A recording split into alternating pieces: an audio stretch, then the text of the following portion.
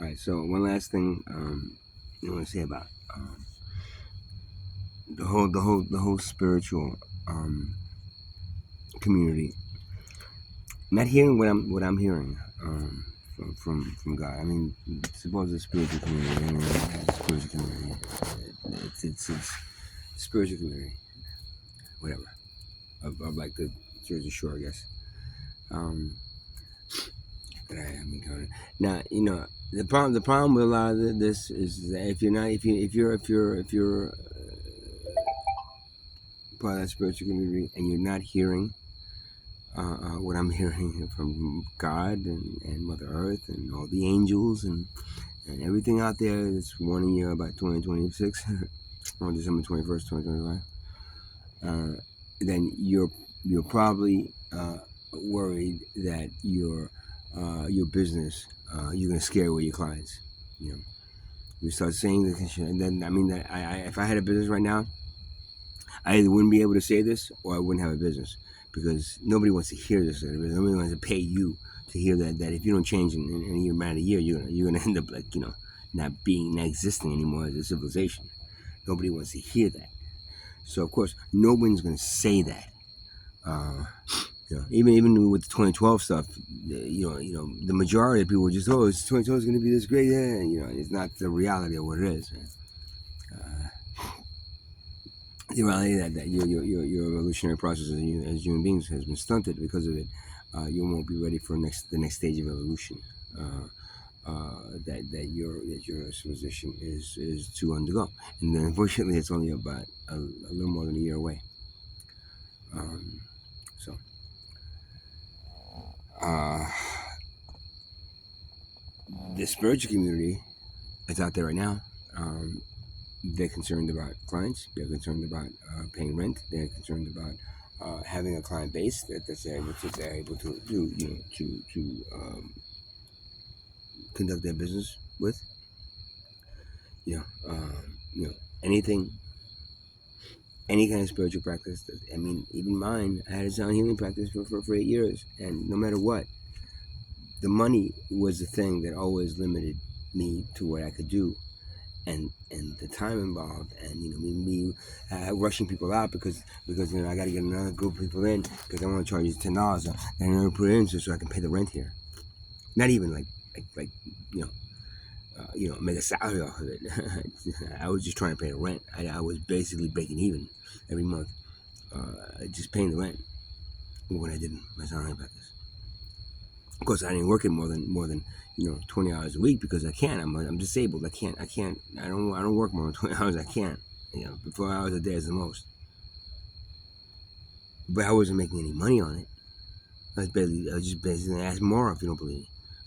I was just basically making the rent. Now, if you're looking to make pay your rent at home, and I'm talking about making the rent there. I'm looking at how it was making the rent at the studio.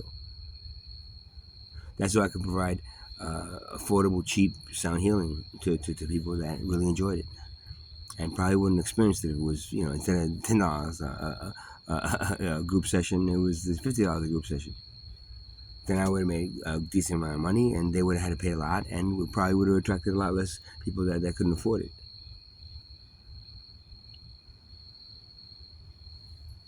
Yeah. So no matter what, the spiritual community, if they're saying no, don't listen to him or whatever, or they're not hearing what I'm hearing, if they're making fun of you right now, saying, oh, please God, it was 2025, it's 2025, whatever it is, and if you're not hearing what I'm hearing, then most likely it's money that's corrupting that ability to hear, and your main focus is not on what God wants, not what the spirit, the spirit, the spirit world wants, other dimensions want from us, higher forms of life want from us.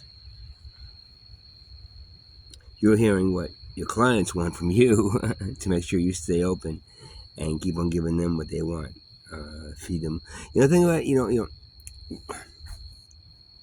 the reason I can never really heal people anymore, because to heal someone you have to tell them, okay, forget about everything that's happening outside and just focus within to heal yourself.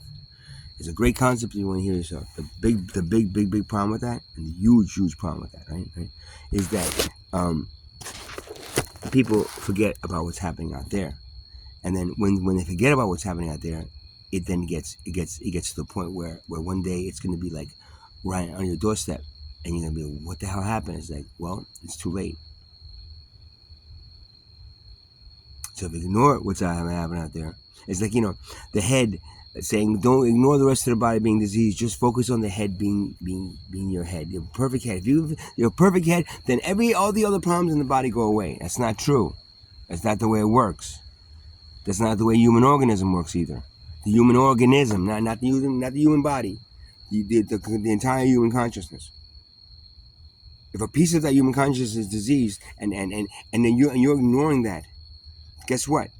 Eventually, that's going to spread through the entire human consciousness and do away with it.